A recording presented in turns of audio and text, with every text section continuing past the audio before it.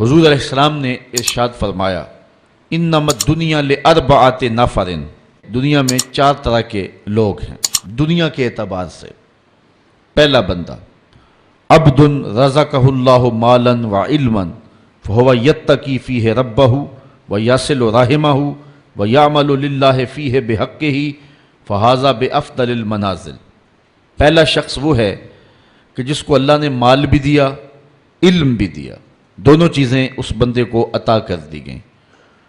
فہو یتقی فیہ ربہ، تو وہ اس معاملے میں اللہ سے ڈرتا ہے، ویصل رحمہ، اور صلہ رحمی کرتا ہے، اپنے رشتہ داروں کے ساتھ، اعزاء و اقرباء کے ساتھ، بیوی بچوں کے ساتھ حسن سلوک کرتا ہے، صلہ رحمی کرتا ہے۔ وَيَعْمَلُ لِلَّهِ فِيهِ بِحَقِّهِ، اور اس علم میں اور اس مال میں اللہ تعالیٰ جل شانہ کا جو حق ہے اس کے مطابق عمل کرتا ہے۔ فَهَذَا بِأَفْضَلِ الْمَنَازِلِ، قدر و منزلت کے لحاظ سے یہ کائنات میں افضل ترین شخص ہے کہ جس کو علم بھی دیا گیا، مال بھی دیا گیا، تو وہ اپنے مال کو اللہ سے ڈر کر کے صلہ رحمی کرتے ہوئے، اللہ تعالیٰ کا حق ادا کرتے ہوئے خرچ کرتا ہے، کسی کا حق غصب نہیں کرتا۔ تو ان 4 لوگوں میں سے یہ شخص جو ہے وہ انتہائی افضل مرتبے پہ فائز المرام ہے۔ دوسرا شخص وَعَبْدٌ رَزَقَهُ اللَّهُ عِلْمًا وَلَمْ يَرْزُقْهُ مَالًا، دوسرا شخص وہ ہے جس کو اللہ تعالیٰ نے علم دیا ہے لیکن اس کو مال نہیں دیا، مال سے محرومی ہے۔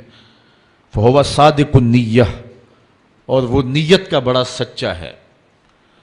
یقول، وہ کہتا ہے لو ان لی مالا لعملت بعمل فلان، اگر میرے پاس مال ہوتا تو میں فلاں بندے کی طرح خرچ کرتا۔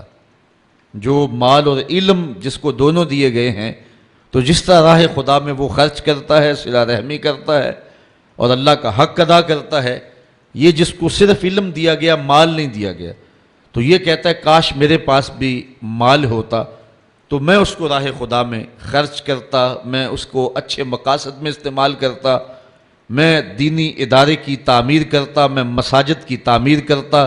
اس کے دل میں جذبات ہیں، امٹتے ہیں، وہ کہتا ہے اگر میرے پاس بھی مال ہوتا تو میں بھی اس طرح اس کو خرچ کرتا۔ لیکن یہ یوں ہی نہیں کہہ رہا، صدق نیت سے کہہ رہا ہے، اگر اس کے پاس ہوتا تو ایسا ہی کرتا۔ فَأَجْرُهُ مَا سِوَاءٌ، پہلا شخص جس نے مال خرچ کیا اور یہ شخص جو نیت کر رہا ہے اگر ہوتا تو ایسا، دونوں اجر میں برابر ہیں۔ گو اس نے خرچ کیا نہیں ہے لیکن اجر میں اس کو بھی اس بندے جیسا ہی صلہ عطا کیا جائے گا جس نے عملاً خرچ کیا ہے۔ وَعَبْدٌ رَزَقَهُ اللَّهُ مَالًا، تیسرا وہ شخص جس کو اللہ تعالیٰ نے مال دیا، وَلَمْ يَرْزُقْهُ عِلْمًا، اور رزق علم نہیں دیا، علم کا رزق اس کے پاس نہیں تھا، مال ہی مال تھا۔ وَهُوَ يَتَخَبَّطُ فِي مَالِهِ بِغَيْرِ عِلْمٍ، اور وہ علم نہ ہونے کی وجہ سے مال میں گڑبڑ کرتا ہے۔ لا یتقی فیہ ربہ، اور اپنے رب سے ڈرتا بھی نہیں ہے۔ ولا یصل فیہ رحمہ، اور صلہ رحمی بھی نہیں کرتا۔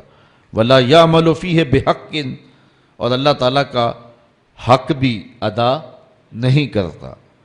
فہذا بأخبث المنازل، یہ سب سے خبیث ترین شخص ہے، یہ برا ترین شخص ہے۔ چوتھا شخص وعبد لم یرزقہ مالا ولا علما، جسے مال بھی نہیں دیا گیا، علم بھی نہیں دیا گیا۔ وہو یقول، اور وہ کہتا ہے لو ان لی مالا لعملت فیہ بعمل فلان فہو نیتہ ووزرہ ما سواء، وہ کہتا ہے کہ میرے پاس فلاں شخص کی طرح مال ہوتا۔ یہ تیسرا شخص جس کے پاس مال ہے، علم نہیں ہے، اور وہ فضول خرچیوں میں، اللو تللو میں اڑاتا ہے، عیش و عشرت کرتا ہے، شراب نوشی کرتا ہے، بے حیائی، عریانی، فحاشی کو فروغ دیتا ہے، معاشرے کے اندر غلاظت اور گندگیوں کو پھیلاتا ہے۔ اس امیر کی طرح اس شخص کا دل چاہا کہ اگر میرے پاس بھی دولت ہوتی تو فلاں بندہ دولت سے عیش و عشرت کر رہا ہے تو میں بھی اس دولت سے عیش و عشرت کرتا، لیکن اس کے پاس دولت نہیں تھی، علم بھی نہیں تھا، جو اس نے چاہا وہ کر بھی نہیں سکا۔ وَوِزْرُهُ مَا سَوَاءٌ، وہ جو خبیث ترین منزل میں ہے، یہ شخص بھی گناہ میں اس کے برابر ہی ہے۔ عیش بھی نہیں کی ہے اور اس کے برے درجے پر بھی پہنچ گیا، اس نیت کے ساتھ کہ اگر میرے پاس مال ہوتا تو میں بھی جو ہے وہ اس کی طرح اپنی زندگی گزارتا۔ یہ وہ لوگ ہیں جن میں دو خوش نصیب ہیں اور دو بد نصیب ہیں۔